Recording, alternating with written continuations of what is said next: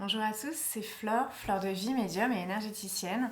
Je vous retrouve pour la 20e vidéo de la série d'explication des runes, j'allais dire de guidance, ça sera pour tout à l'heure la guidance. Même si les infos que je vous donne sont aussi un petit peu en guidance. Aujourd'hui, on va parler de la rune Manaz.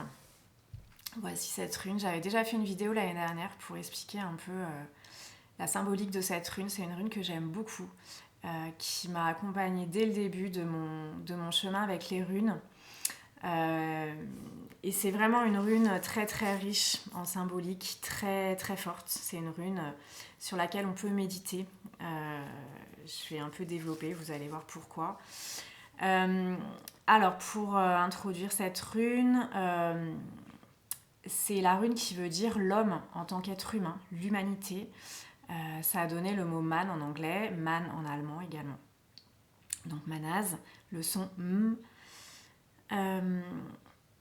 Alors la particularité de cette rune, c'est qu'elle peut être le résultat de l'association de beaucoup d'autres runes. On voit ici Isa, donc la stabilité, qui est des deux côtés là. Au centre, on a Gebo, donc ça c'est l'union. On peut aussi voir deux fois la rune, si je la montre pas à l'endroit, la rune Kenaz d'un côté et de l'autre. Ça peut être aussi la rune Ehwaz qu'on a vue hier. Ehwaz avec une rune Kenaz en dessous. Ah mais décidément. Voilà. Ça peut être aussi la rune Vunjo qui est mise deux fois. Vunjo, c'est l'équilibre, la stabilité. Et puis, bien sûr, Dagaz. Ça peut être aussi Dagaz avec Isa. Donc, la stabilité et Dagaz, c'est vraiment l'équilibrage des polarités. Voilà, donc vraiment une rune très très riche de symbolique. Ehwaz, en fait, ça représente du coup, alors pour expliquer, parce que vu qu'il y a beaucoup de runes associées, si on prend Ehwaz, ici on a le corps physique, d'accord, on a le véhicule d'incarnation. Quand je dis le corps physique, c'est aussi le mental et l'émotionnel. Et on a Kenaz, donc le feu divin, l'illumination finalement, qui vient compléter l'aspect matériel, l'aspect physique. Donc finalement, Manaz, c'est cet homme divin, c'est l'être humain en tant que véhicule de l'énergie divine dans un corps de matière. Donc c'est vraiment la connexion entre le divin et le spirituel. Cette conscience, finalement, ça c'est vraiment l'être conscient de sa divinité dans la matière. Donc ça, c'est vraiment quelque chose de très très important avec Manaz. C'est finalement aussi cette conscience de la reliance de tous les êtres humains. Et même, je me souviens que je l'avais dit dans la vidéo l'année dernière, c'est pas seulement la fraternité humaine. Pour moi, c'est aussi de plus en plus largement avec les animaux, avec les plantes, avec les pierres, avec tous les êtres terrestres, mais aussi donc planétaires, mais aussi universels, cosmiques, galactiques, etc. Donc c'est vraiment cette idée, Manas, de fraternité, de groupe, de société, de collectif, de famille, que ce soit la famille biologique ou la famille d'âme. Donc les amis vraiment qui sont proches et qui sont dans la même vibration que nous. On retrouve cette idée d'unité, bien sûr, hein, d'union avec Gebo, Dagaz, qui équilibre tout ça avec Vunjo. On donne vraiment de soi, de son énergie pour créer cette unité. Avec, bien sûr, l'énergie divine, hein, le feu divin. Je ne sais pas dans quel sens vous allez la voir. Donc comme je disais, c'est cette conscience divine très forte en nous de l'unité et de l'amour qui circule entre tous les êtres. Donc c'est ce qu'on appelle aussi la conscience christique. Alors ça a aussi différents noms, hein, mais ça peut être aussi visualisé sous forme de lumière dorée, l'ouverture du Sacré-Cœur. Voilà, on a toutes ces idées-là dans Manaz. C'est aussi la vision multidimensionnelle, la connexion à la source. Ici, on peut aussi voir que comme si c'était deux yeux là, qui permettent d'avoir cette vision, cette clairvoyance au niveau multidimensionnel. C'est ce que Sri Aurobindo appelle le supramental. Donc c'est vraiment, on passe à un autre niveau. On n'est plus seulement un être humain standard, basique, je dirais. C'est que on ouvre sa conscience, on accède à d'autres plans, on vibre à une fréquence beaucoup plus élevée. Et c'est ça qui nous permet cette connexion divine beaucoup plus forte.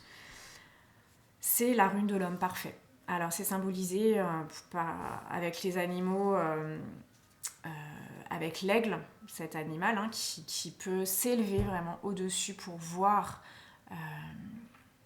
pour avoir une vision globale et complète de toutes les dimensions. C'est aussi le phénix, cet animal mythique qui s'est régénéré et qui a acquis son plein potentiel énergétique. Manaz nous parle aussi des facultés spécifiques à l'être humain, donc tout ce qui est musique et tout ce qui est langage surtout.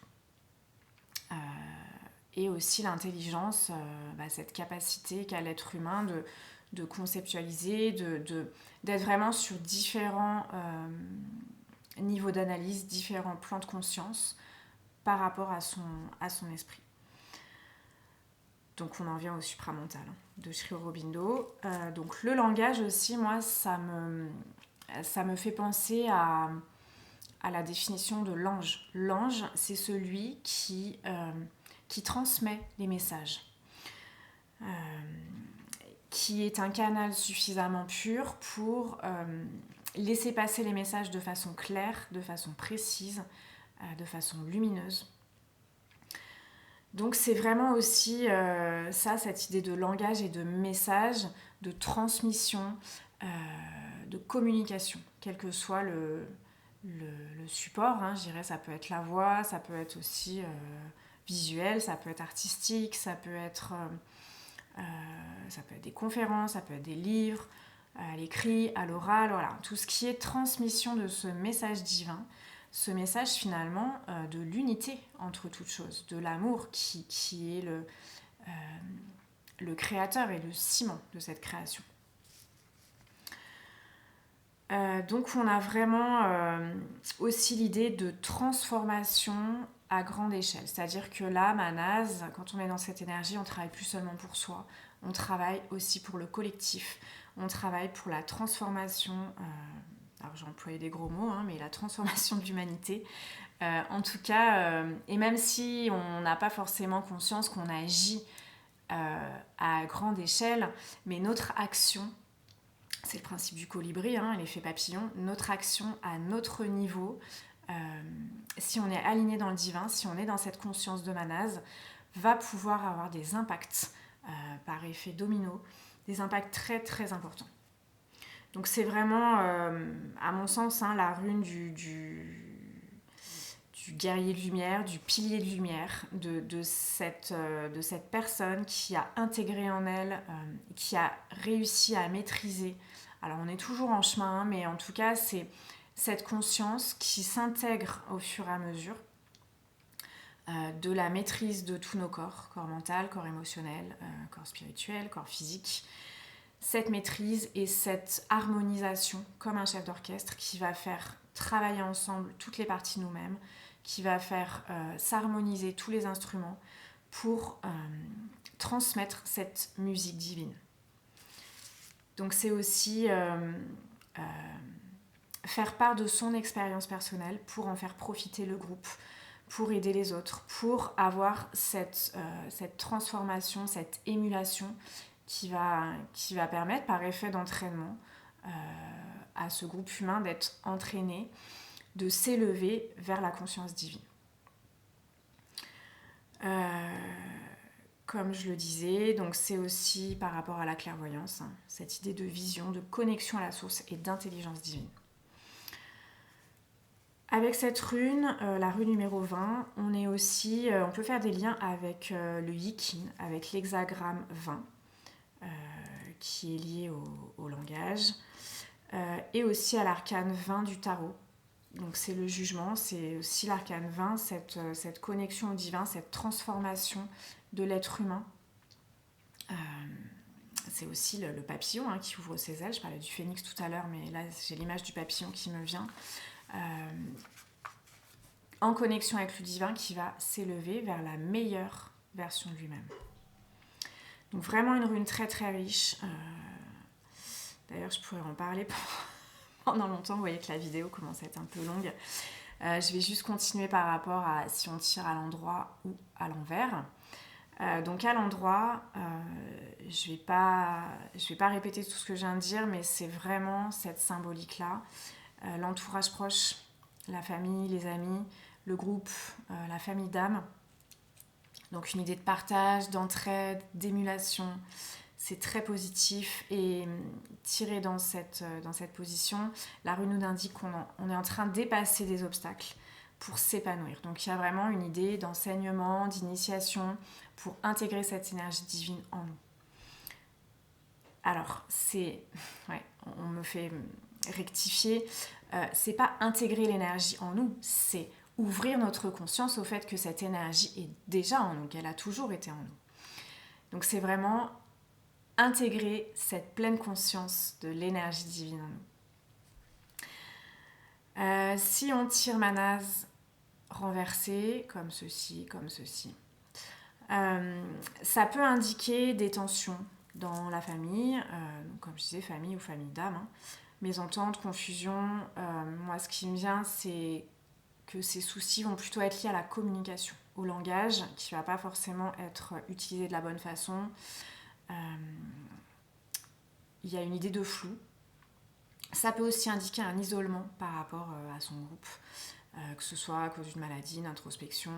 Ça peut être aussi un besoin d'isolement parce qu'on a besoin de faire le point en nous-mêmes pour pouvoir nous connaître nous et ensuite vibrer qui on est. Ça peut aussi être des difficultés à avoir les synchronicités, à avoir l'aide qui est autour de nous, à avoir cette énergie divine qui est partout présente et qui nous pousse, qui nous aide finalement à évoluer. Il y a quelque chose d'autre qui me venait là.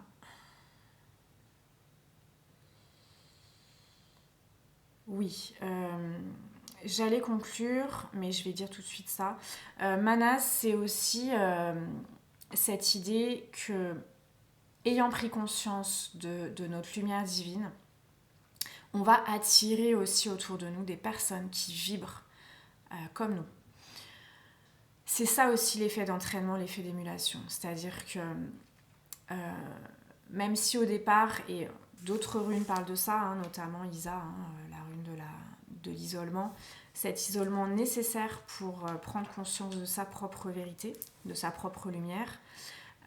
Après cette période d'isolement, on va vraiment attirer à soi notre famille d'âme. Et ça, c'est hyper important par rapport à Manase. C'est cette idée de groupe, c'est cette idée de famille, de fraternité humaine. Et comme je disais, élargie cette fraternité de tous les êtres de lumière. Et c'est aussi une rune qui nous dit, voilà, vous n'êtes pas seul, vous êtes protégé, vous êtes accompagné. Et votre vibration attirera à vous des êtres qui vibrent comme vous et qui vont vous soutenir, vous aider dans ce que vous avez à faire en tant que pilier de lumière. Donc c'est un message très très important de Manase. C'est vraiment le message de se dire oui, par moment on peut se décourager, par moment on peut sentir des freins, mais cette communauté de lumière, elle est là, elle est en nous, elle est autour de nous, elle est partout présente, elle est de plus en plus présente, de plus en plus active, de plus en plus visible. Donc ça c'est vraiment le message de Manase pour vous aujourd'hui. Donc que vous écoutiez cette rune aujourd'hui ou quel que soit le moment, ce sera le message qui sera important pour vous de recevoir. En tout cas, Manase, c'est vraiment cette rune de l'accomplissement de notre vie en tant qu'être humain, la conscience de cette union, comme je disais, entre le divin et le matériel. Et le fait, je répète encore parce qu'apparemment c'est important, qu'on n'est jamais seul. Voilà, et ben je vous souhaite une très très belle journée en compagnie de Manaz. Prenez bien soin de vous et je vous dis à demain pour la prochaine rune.